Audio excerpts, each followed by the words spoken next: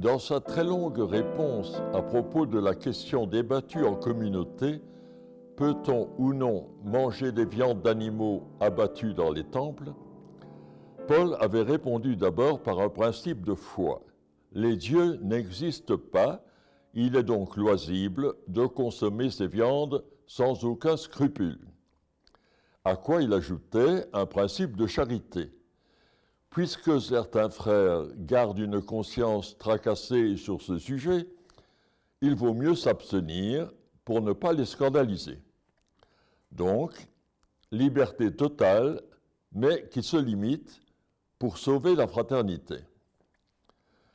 Mais aujourd'hui, un peu plus loin, finalement, Paul revient sur le danger de l'idolâtrie. Derrière les idoles, qui ne sont rien, se cachent des démons bien réels, avec lesquels il ne faut absolument pas pactiser, notamment par des repas. Et c'est ainsi que Paul, pour la première fois dans sa correspondance, parle de l'Eucharistie. Il insiste très fortement sur deux points essentiels.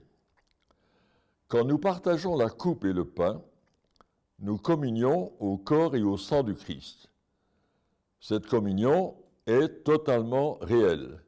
Donc, il nous est interdit de communier d'autre part avec les démons. Le repas eucharistique est incompatible avec toute concupiscence.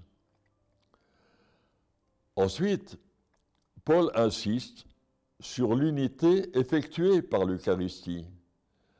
Puisque nous mangeons des fragments d'un seul pain, nous sommes tous un seul corps. En effet, de même que Jésus à la dernière scène, les premières assemblées rompaient et mangeaient un pain unique. La croissance de nos assemblées a conduit à fabriquer de petites hosties.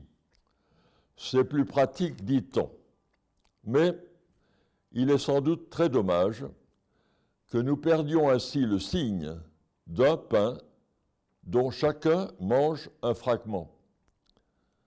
Il nous faut donc croire en même temps, dit Paul, et que le pain crée la communion au Christ, et que la découpe de ce pain symbolise notre communion fraternelle, brisée et restituée.